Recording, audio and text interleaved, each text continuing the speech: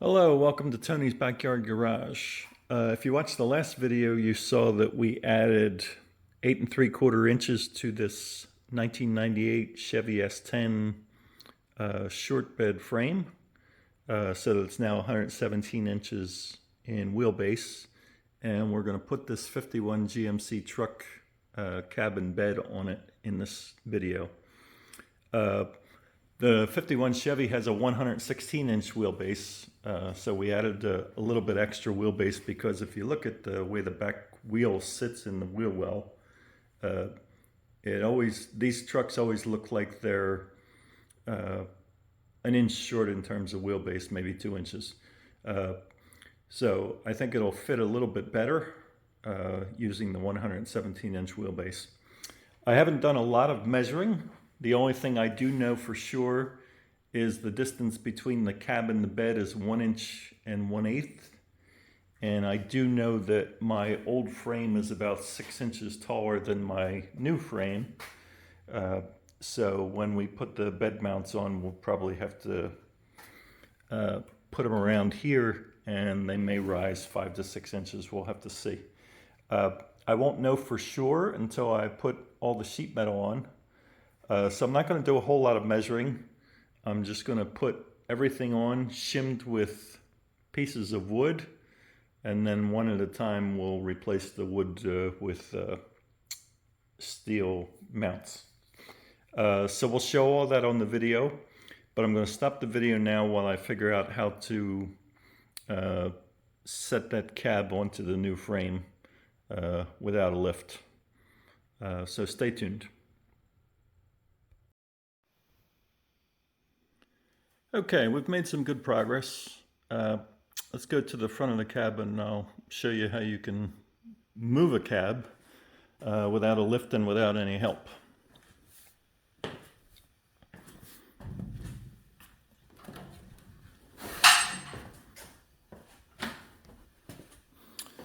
Okay, so the cab itself is actually not that heavy. It's maybe 400 or 500 pounds, which sounds heavy, but that means that any one corner one person can lift. So if we had 4 guys, we could just move the thing onto the new frame. But I don't have anybody around. I'm working alone on a Monday night. So what I did is I screwed in some 2x4s at each of the body mounts and then connected them into a square. So the front and back look just like this, and there's one in the that goes from front to back, which I can use to jack up without jacking up onto the sheet metal. The 2x4s also hang below the sheet metal, so if this thing crashes somewhere, it will not dent anything. From there, I then put in, I've got a 2x8 and a 2x6 that I had around. I just straddled the 2 frames with those 2x6 and 2x8, and then put a broomstick underneath the cab. And I'll just push this. It's not bad at all. I'll push this until the broomstick falls out. Then I'll jack up one side again and put the broomstick back in until I get it into its final resting place. And then I'll jack it up and remove the 2x8 and 2x6. And from there, we should be in good shape. So I'll stop the video. And the next time I start it, we should have the cab almost in its final resting place. And also the bed will be much easier to move, so I'll probably put the bed on.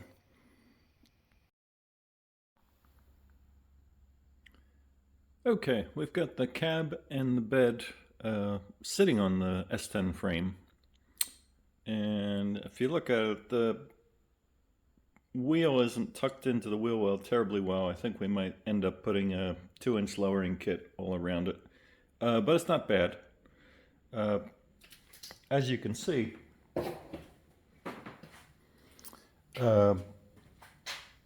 we just have the bed sitting on 2x4s, and in the back here, this bar that goes across, in the old frame it was sitting on top, so these guys here sat on top of the old frame. I just have it sitting now on a piece of angle iron that I've got connected with a vice grip, so that's just sitting there. It's not clear whether I have to lower the bed a little bit more or raise it up a little bit, but for now It's not terrible. The cab is sitting on a bunch of 2x4s on the frame on both sides and in the back as well. To see if that's the right height, I'll have to put the fender on. So I'm going to stop the video again while I put some fenders on and core support, and we'll see where we go from there.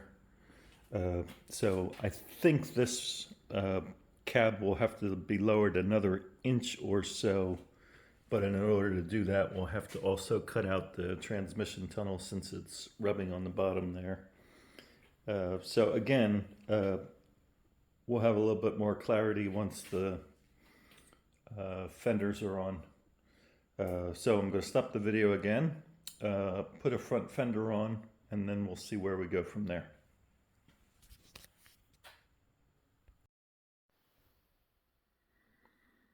Okay, we've made some pretty good progress. We now have the cab and the bed and running board all in place where we want. The running board is level. And if we measure the running board from the floor to the bottom of the running board, it's now 10 inches. It was 14 inches when it was on the old frame, so the truck is now lowered. But if you look at this rear wheel well, we have quite a bit of room between the top of the wheel and the bottom of that wheel well, so we probably will lower it another 2 inches with some kind of 2-inch lowering kit. If you look at the front wheel, there's a lot of room here in this wheel well, so we'll get either a wider tire or we'll run a spacer. We'll do something to fill that out. But I do like the stance where it is. And if you compare the front with the way it was before, we've cut a 2-inch hole into the firewall so that the transmission is no longer rubbing. And the final height of the cab, it's sitting on 3 2x4s, each 1.5 inches. So when we make our body mounts, it will roughly be a 4.5 inch high body mount. We'll make that later.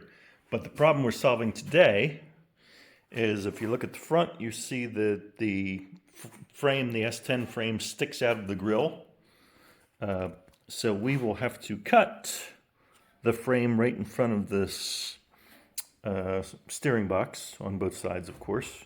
And that's no problem. That's easy. The hard part is if you look at the core support and the radiator, the steering box that I just showed you hits right about at this line. That's problem one. Problem two is that the core support mounted on a cross member on the old frame, and that cross member is not there on the new frame. We could build one, but that doesn't solve the problem because the steering box is the big problem. So what we're going to end up doing is we will cut the core support about here, and we'll mount it to the frame on the outside rather than underneath. That solves problem one. But we have a big radiator that's still going to run into the steering box. So what I think I will do is, if you look at the way this is mounted, if I turn this radiator around, then it will no longer be in here. It'll be sticking out here. And if I put it on an angle, I think I can clear that steering box. So I'm going to stop the recording and mock up the radiator and cut off these pieces of frame. And when we start up again, we'll be ready to make body mounts.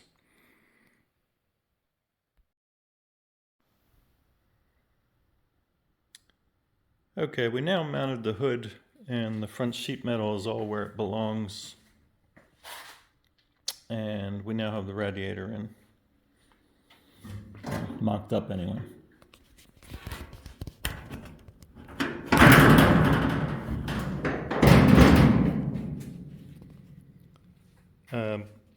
So if we look at the radiator, it's now angled.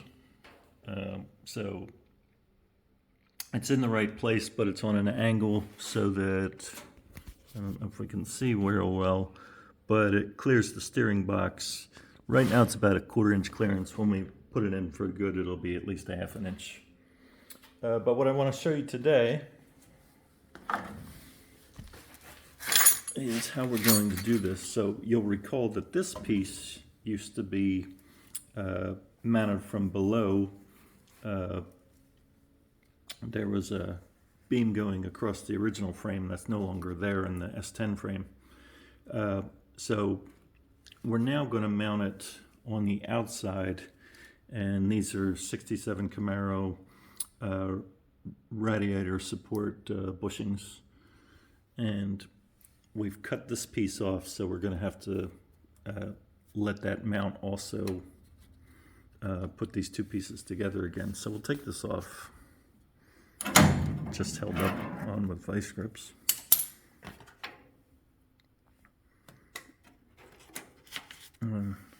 This piece we're going to make, it's now currently a cereal box, but we're going to make this out of 1/8 inch steel.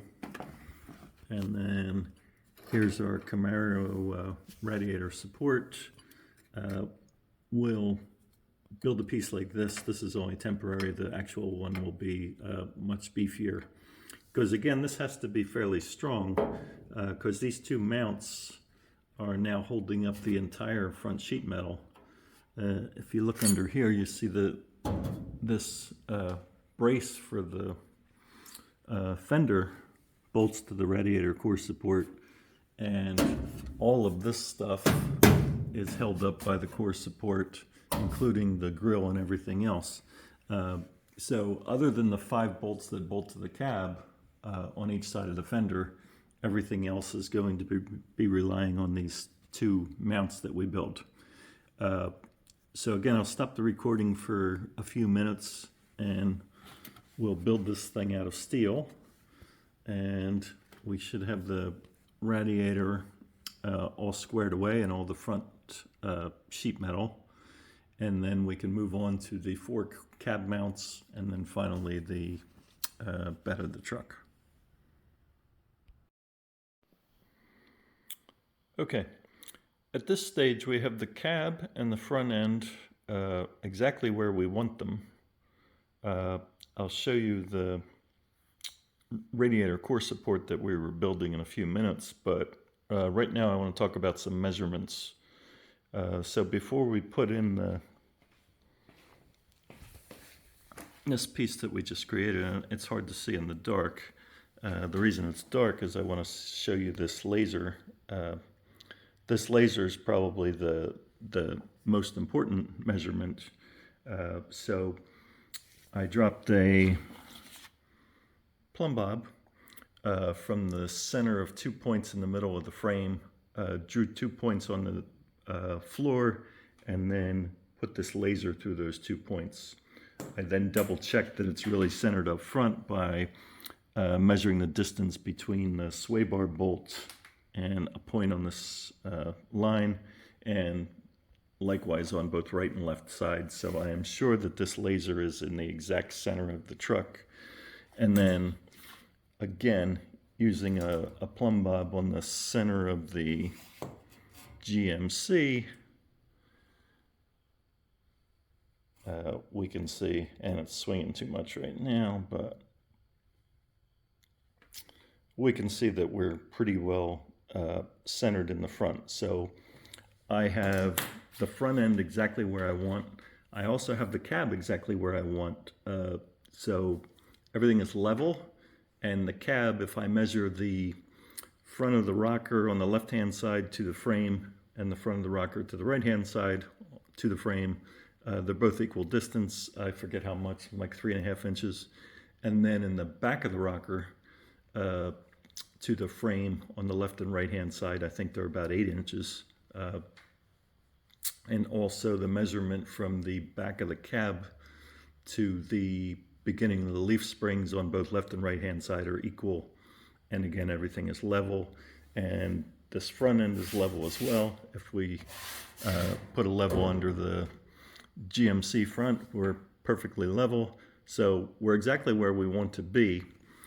Even still, I have not welded the radiator support, but I do have them bolted in, so they're pretty much not moving anywhere. And when I take this fender off, we'll talk about how we're going to make the mounts, the cab mounts. Although I have the cab exactly where I want it, I don't have cab mounts yet. It's still sitting on 2x4s, but I had to get the cab in the right place before I could make this semi-permanent. So once the fender is off again, we'll get a better view of these radiator supports, and we'll also talk about how to build the cab mounts. We haven't shown this on the video, but we've probably had the fenders and the hood off and on half a dozen times, and before we're done, we're going to have it off a couple more times. But making good progress, and the next part of the video we'll have the lights back on. But if you're doing this at home, the key part again is to establish a center line between the frame rails, so that you can do a bunch of measurements and make sure everything is centered.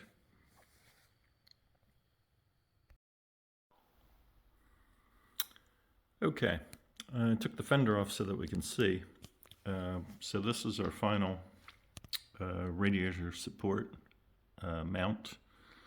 It started out as this, which is a 4x6 by 1/8 steel tube. And you'll recall that we designed it from a cereal box, and that's exactly what we cut out of steel. And then I put these additional 2 gussets or braces or whatever you want to call them in. I don't know that they're necessary. It would probably be strong enough without them, but certainly can't hurt. And again, these are 67 Camaro bushings that we had around. If you wanted to use the original S10 bushings, mine were in terrible shape, but it can be modified to use those.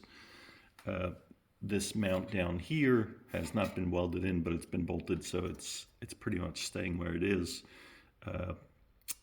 In the next part, we'll end up welding that in. But the other thing to notice again is the radiator is on an angle. It looks stock from up here, but the reason for angling it, if we can see, is if you let it go straight down, it does not clear the steering box. So that's why we had to angle it. The next piece to do is the other frame mounts for the cab, and again, we'll cut those out of this same 4x6 using the cereal box template. So I'll stop the recording for now. When we come back, I will have put the fenders back on one more time, triple checked my measurements, and then we'll weld this front piece in for good, and I have already built this first one out of the cereal box. The next time we'll tack those in, make sure our measurements are still good, then take the cab completely off and do final welding.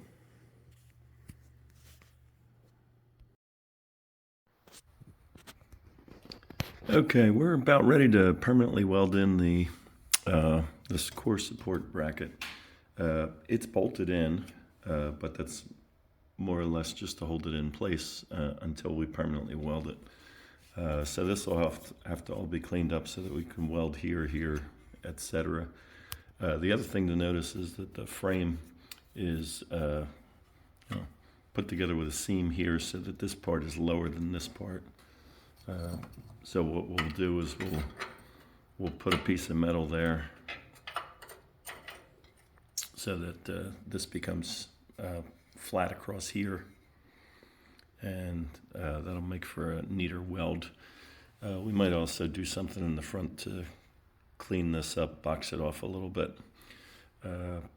So we'll stop the tape and when we start again, we should have this top part all cleaned up and ready to weld.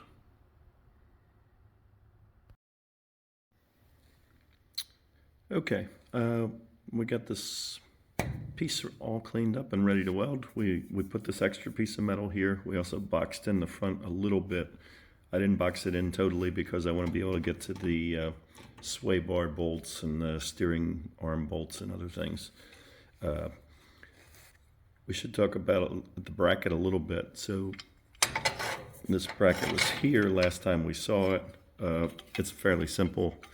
It's, you know, another piece of 4x6 by 1/8 steel that we cut out. I did put a welded nut in there, a captive nut, to make things easier. It's also got this little gusset on the side so that when we go to weld it, we'll be able to weld here and along the top and along the side. The gusset has been ground down a little bit in the front to make way for this boxed in part that we made. All right, so next step is to bolt this back in. The other thing is that before taking it off, I did make a mark with a grinder so I know where this thing goes. I got marks along the side, and so when we bolt it back in, we have to make sure nothing moved and that it's up against those grind marks. And so we'll stop the tape, and when we start again, this will be welded in, and we'll do the same thing on the other side as well.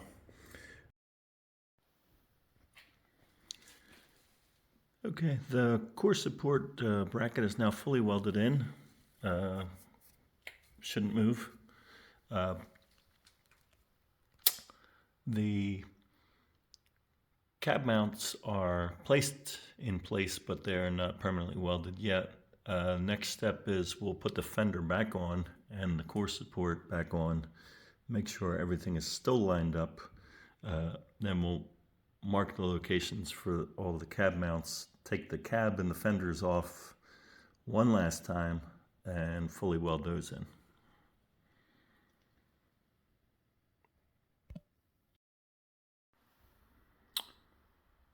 Okay, as you can see, we've taken the cab off and all the front sheet metal, and now we're ready to deal with the cab mounts. And let's talk about the cab mount in a minute. So this, again, we've got our cereal box template that fit around the frame, and then we built this out of 4x6 square tubing. And we boxed in the front and the back. Probably not necessary. It's a pretty strong piece of square tube, but can't hurt. We also added these two plates on the inside, so that'll box in this part. But in addition to that, if we look at the frame, so the frame comes together here, but this is not a flat piece that goes in. So we added a flat piece where we boxed this one section in so that the cab mount fits nicely. And if you look at the cab mount and how it fits, in this plate down here, we left a gap. So when we weld this together to box in the cab mount, it'll also weld to the frame. And the same, I don't know if we can see it real well, up top, this will weld right to the frame.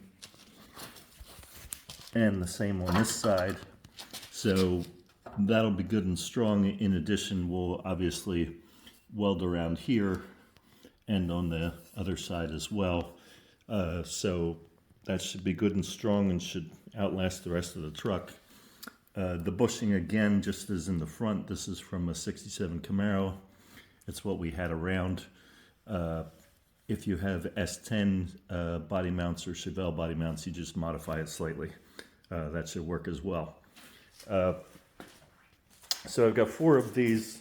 I got to finish boxing in the other 3, and then we'll tack these in. We won't weld them permanently yet. We'll just tack them in, put the cab on one last time and all the front sheet metal, make sure everything still lines up, and then we'll do some permanent welding after that. So we'll stop the video for now while we do that. And when we start up again, we should have everything final welded.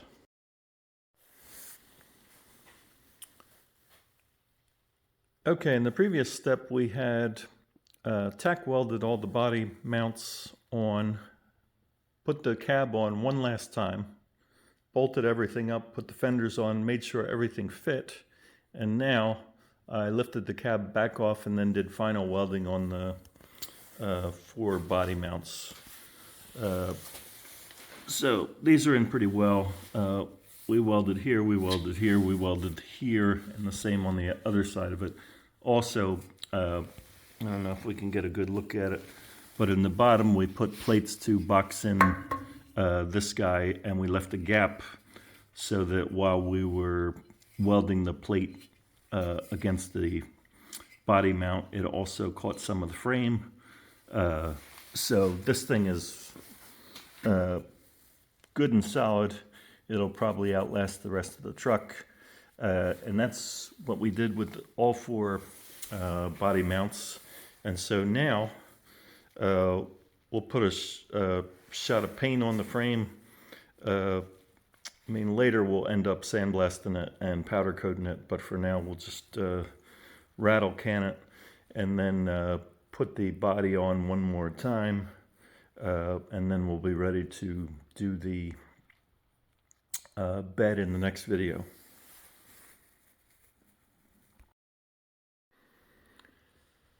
Okay, as you can see, we've got the cab mounted back on the new mounts for the final time. Door gaps look good. Fender and hood gaps look pretty good. Front, I haven't put the grille on yet, but we can see that again, the radiator's still on an angle, and we see our new radiator mounts. Other side looks pretty good as well. Hood gaps are good. Door gaps are good. So then that's it for this phase. In the next phase, we'll talk about putting the bed on and figuring out mounts for that. One thing I should add, the front mounts, front of the cab, it goes through a couple of layers. There's an extra brace on the bottom from the factory. In the back, it's not as well braced. It's just a thin floor, and there's a thin brace on the bottom. So one of the things I will add is we'll get a plate like this, and we'll weld that into the floor and put a 5/8 inch hole in it so that the bolt that goes through the Camaro mounts onto the new mounts that we just made won't move around, so that should strengthen that a bit. But other than that, the cab part is done, and in the next phase we'll figure out how to mount the bed.